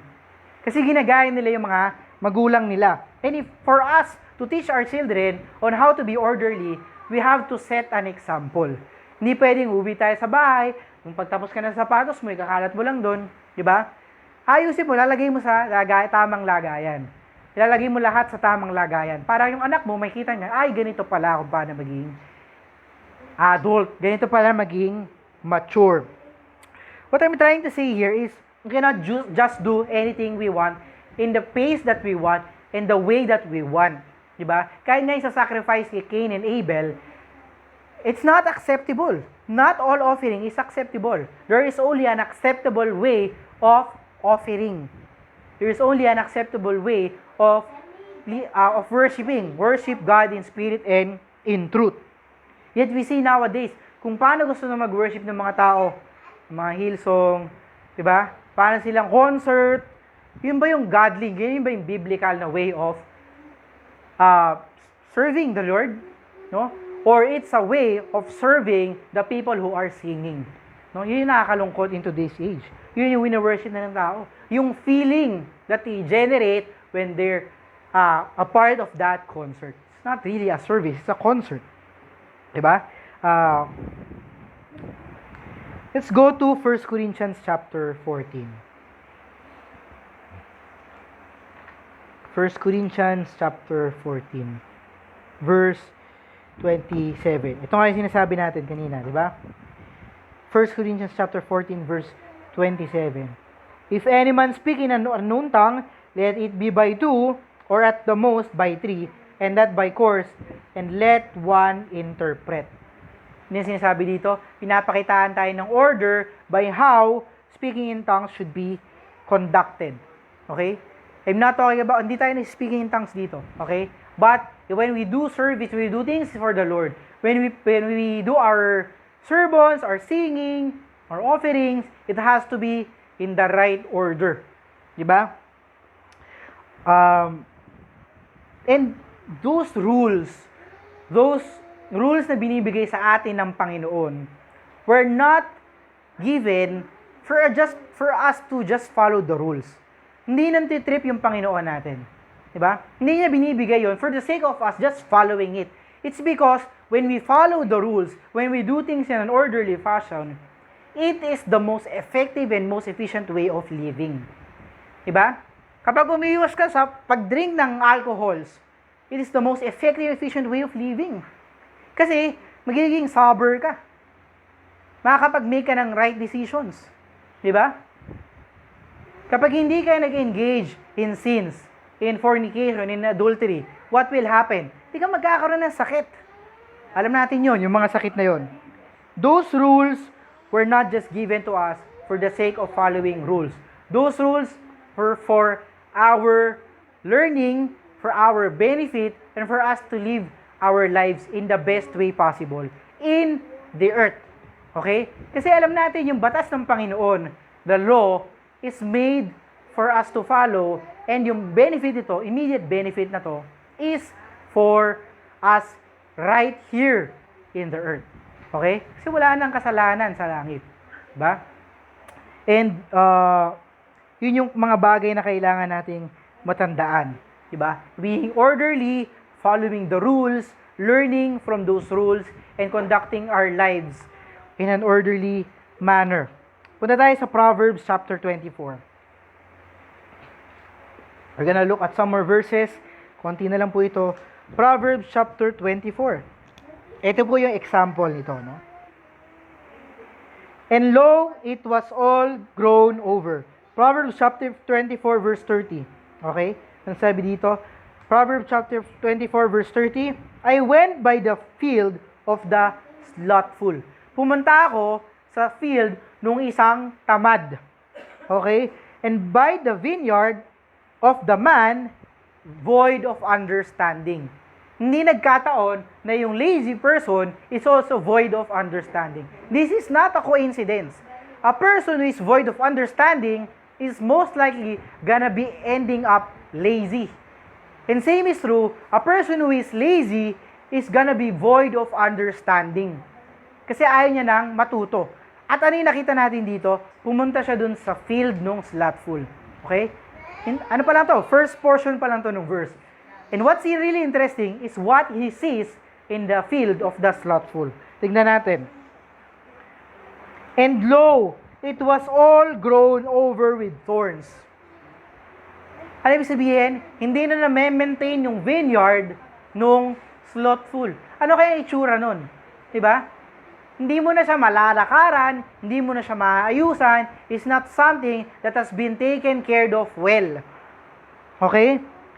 And by the vineyard of man of understanding, lo, it was all grown over with thorns, and nettles had covered the face thereof, and the stone wall thereof was broken down. Hindi na maayos. Isipin natin to, sa isang bahay na isang tamad na tao. Tao na hindi minemaintain yung kanyang tahanan. What do we see? Ang gulo. Diba? Ang gulo ng bahay. Pag may nawalang salamin, hindi mo alam kung saan mo hanapin. Alam ba, nasa salamin yung isang tao. Pag nawala, hindi niya malaman kung saan niya hanapin. Kasi ang gulo. Pag may nawalang susi, hindi mahanap ko, hindi alam kung saan magsisimula. Pero hindi mo malaman kung saan magsisimula. Kasi sobrang kalat, sobrang gulo. It is, ano nakalagay? Grown over with thorns. Parang ganun po yung bahay ng isang tao na makalat. Hindi orderly. Diba? At ayaw natin yun mangyari sa isang simbahan, ayaw natin yung mangyari sa isang tahanan, ayaw natin yung mangyari sa ating mga negosyo o sa mga pinagtatrabuhan natin. Diba? Pag naghanap ka ng susi, hindi mo mahanap. Bakit hindi mo ilagay yung susi sa isang lugar kung saan mo siya laging makikita at doon mo siya laging bibitawan? Diba? That's the best way of living. That's the most effective, efficient way of living. Maging orderly tayo. Diba? Kasi may hirapan tayo kung hindi natin ginagawa yung mga bagay in order. Okay? Patapos na po tayo, in-example ko lang po yun nga, kapag naging messy. Sa pang example, last example na po to. Sa isang corporate organization, siyempre, pag nagtatrabaho tayo, meron tayong desktop, di ba? Meron pinoprovide yung organization sa atin na desktop. Dati, guilty ako na kalat-kalat yung files ko dun sa desktop. Sinuruan lang ako ni sister kasi doon kami nagkakilala. Maging maayos ka naman sa desktop mo, sabi niya sa akin. Kasi, syempre, kapag magulo yung desktop mo, hindi mo alam kung saan mo hahanapin yung files. Di ba, sa mga computer, ganun. O kahit sa phone.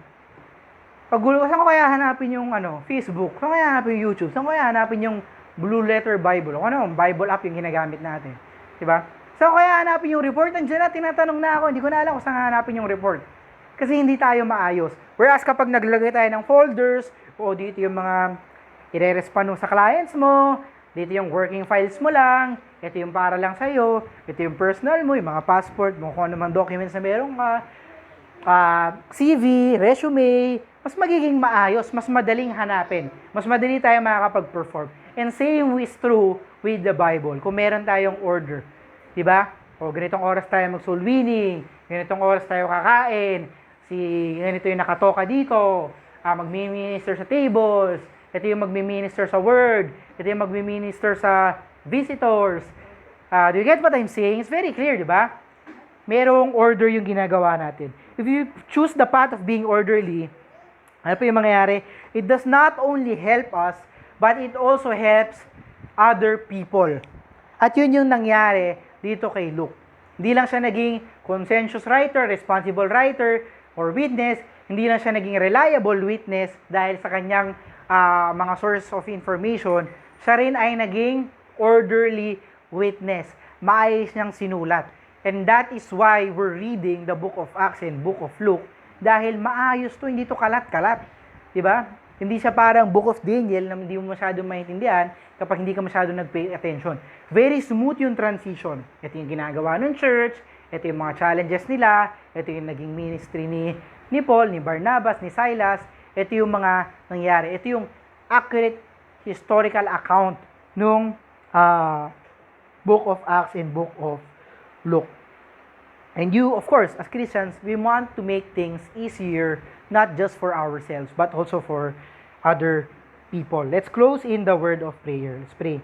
Panginoon, Panginoon, Lord, we thank you for allowing us to gather here at the place of Sister Sarah. We pray, Lord, that whatever we have learned from this sermon will be edifying to us, and we take the application that is important to us. And also, not just listen to this, Lord, every Sunday, and just take note of this, but also go back to your word and check if these are really the things that you're trying to say to us in these verses, if these are really the things that we can observe from the book of Acts. And as Luke, being a writer, help us become conscientious and help us become responsible Christians, do the right things, be conscientious, and also become reliable, Lord, sources of information, not just reliable source of information, Lord, but also reliable students, reliable preachers, reliable soul winners, and reliable workers in the places that we work with, and also reliable students with the work that we do, we present to our teachers. And we make it a point, Lord, that when we say something, it is 100% with accuracy. Also help us, Lord, lastly, to become orderly, not just in our personal lives, not just in our work, but also in the utmost importance, Lord, in your house, Lord, in how we conduct the things that we do. We pray, Lord, that you continue to bless our families and ensure, Lord, that we continue the zeal, Lord, in doing the soul winning and also gathering as a church to learn your word. All these things we pray